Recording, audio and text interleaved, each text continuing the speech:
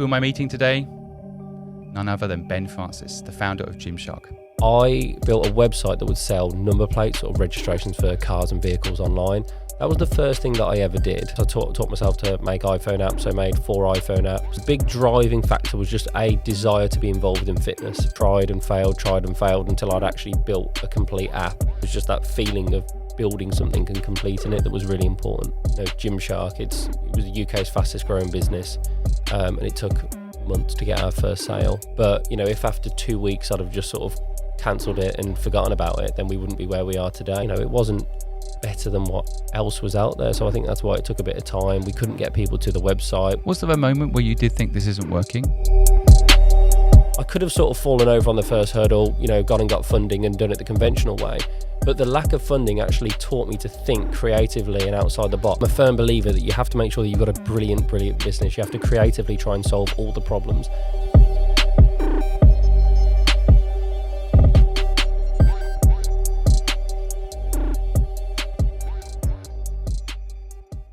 So here we are, the big reveal. Who am I meeting today? None other than Ben Francis, the founder of Gymshark. Ben, welcome. Well, good. It's good to see you. Thanks for having me. Oh, well, thank you for having us at this amazing HQ you've got here. We were just in the lifting club and the trainers down there said, come down afterwards and work out. We're like, okay, we will. But it looks unbelievable. Yeah, unbelievable. Honestly, the lifting club's changed this place because it's just brilliant because you can sort of jump into the lifting club and go into the gym at lunch, after work. After work on Mondays and Fridays, it's an amazing place to be. We also had some free breakfast on you this morning too. In your refuel. It was amazing. Yeah. So and everybody's so friendly. It's such a nice vibe. You built a real nice culture here. Thank you. It's the thing we're most proud of, and I love it because when people get to walk through the doors here, you can really feel the buzz, and it's something that's really important to us. I think building culture is one of those things it's really hard, tangible. It's not an easy thing to explain in a PowerPoint how you're going to build a company, right? But it really, you really feel it when you're here. So for those that are listening, they should just kind of gate crash and come and check it out. But it's really amazing. I guess today I wanted to talk a little bit about side hustles. Yes. And a lot of people on our channel are always asking, and on TikTok are always asking about, how do I start a side hustle? And sometimes they talk about how they need money and they need this. I thought there would be no better person on the planet to talk about your early side hustles. Yes. And I know Gymshark was a side hustle that's turned into this incredible business. Absolutely. But maybe talk about some of your other side hustles and the mindset at the time back then. So as a young kid, I would just, my granddad had a business where we would line furnaces. So I would sort of mess around and help him a little bit here and there. The first thing that I really went out and did, I guess on my own, I worked closely with two of my close friends, a guy called Colin and Elliot. I built a website that would sell number plates or registrations for cars and vehicles online. That was the first thing that I ever did. After that, fitness apps. I taught myself to make iPhone apps. I made 4 iPhone apps, I think a handful of websites.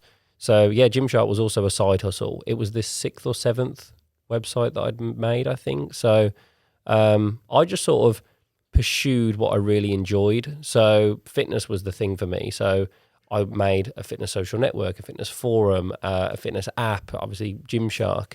So I just used side hustles to pursue what I loved.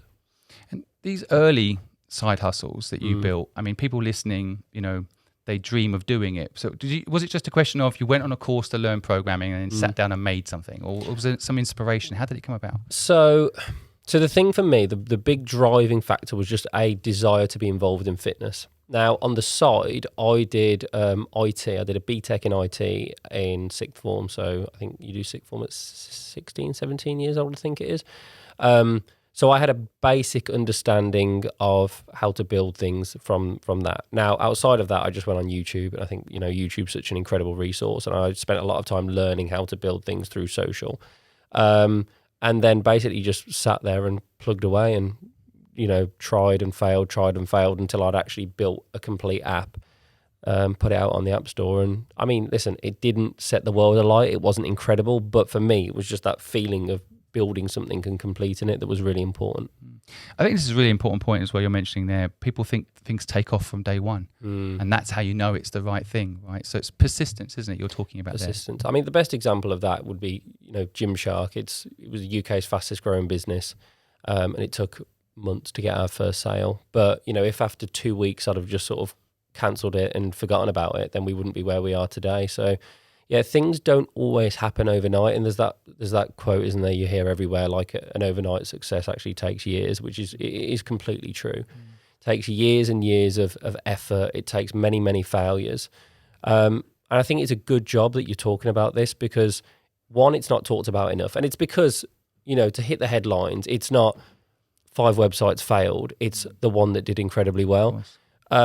And the more people that I speak to that are great leaders, great business people, great entrepreneurs, have so many failures beforehand. And the thing that I really admire about them is their ability to remain optimistic throughout all of those failures. And I think it's great that you're talking about it because it's not spoken about enough.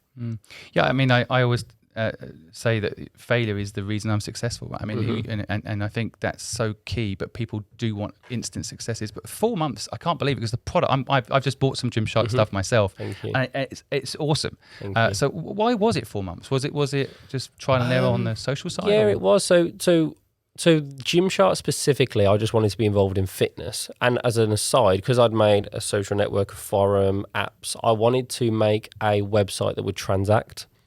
So I put supplements on the website, and it was a case of, for me, the finished product was a website that would transact supplements. Now we drop ship those supplements because we couldn't afford to buy the stock in. And I think we just, it wasn't better than what else was out there. So I think that's why it took a bit of time. We couldn't get people to the website. We started to use Facebook and social medias to try and drive traffic to the website. I think the reason we didn't get sales is just because people weren't accessing the website, essentially. Was there a moment where you did think this isn't working? Oh, God, yes, many. So obviously in the very beginning, now I just want to also start by saying at the start, there was times where I thought this isn't working, but that wasn't like a concern. It was a case of, oh, this also isn't working, just like all the things previously. But I'd sort of set my bar relatively low. So I go back to my initial reason for sort of getting involved in the apps and the websites was, I want to be involved in fitness. So even a bad app or a bad website gets me involved in fitness. So once I'd done that, I was like, okay, brilliant. I'm involved in fitness. This is amazing. Right, now I want a website that's going to transact. Finish the website that was going to transact. And then, my bar was just raised very slightly. And then once the website transacted, it was a case of let's get a sale, manage to get a sale. And then it was let's get consistent sales. And then all of a sudden I was like, oh, wow, no one's making the clothes that we want to wear. So work hard at Pizza Hut, save money to buy a screen printer and a sewing machine, learn how to make clothing. I always set the bar very, very low, but it was sort of incremental improvement and it was progressing what we were doing.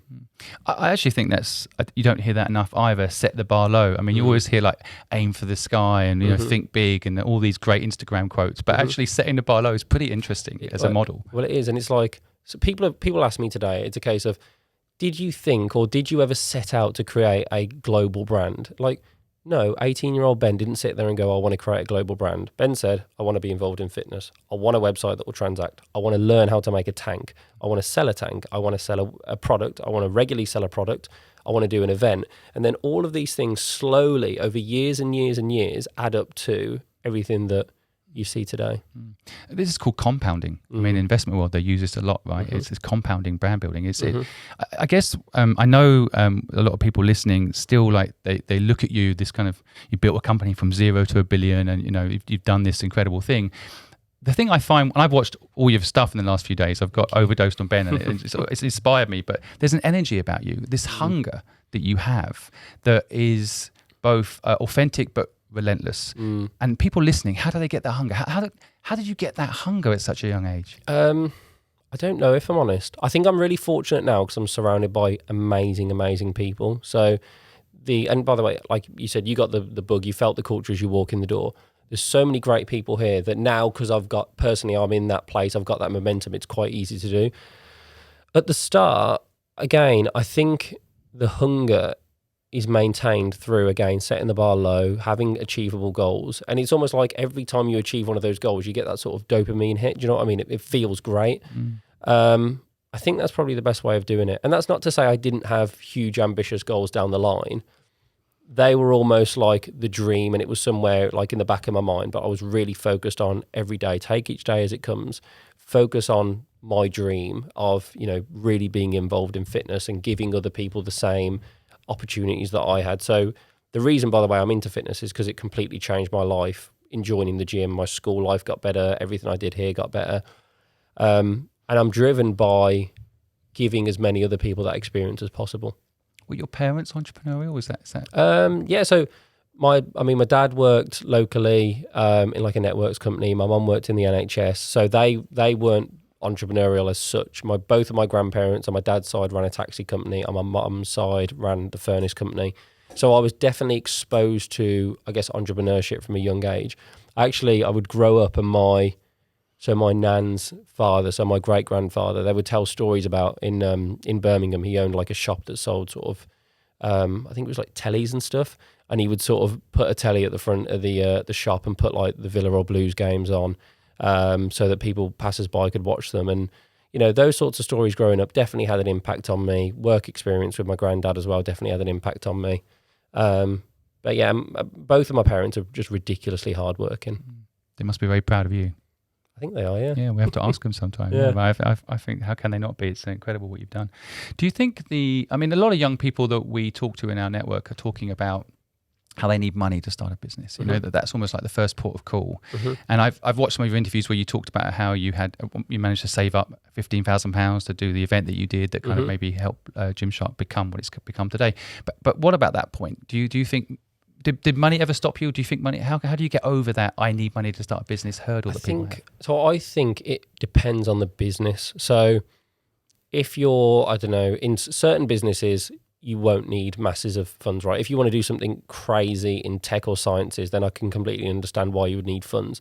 And then at that point, you as yourself need to orient yourself in a completely different way, right? So if I need funding for my business, and it's not like a right or wrong way, right? We didn't need funding and we didn't want funding. So I oriented myself in a way that was completely consumer focused, product focused, and brand focused. And however, if I was going the other way and I needed a business where I did need support and I did need funding, then I'd orient myself very much consumer focused, but I would have had to learn a different set of skills than I had to learn. So I'd have to learn to truly sell into more finance focused people or investors. And that's a skill I've only more recently learned, by the way. So I don't think there's a right and a wrong. I do think there's more opportunities to start businesses without needing huge amounts of money than people think. There were definitely periods where I thought, I'll give you an example. Back in the early days, we started using Google Ads, and it was a bit expensive for us, but it was good, right? And I remember thinking, if only we had a bit more money, we could do something cool here.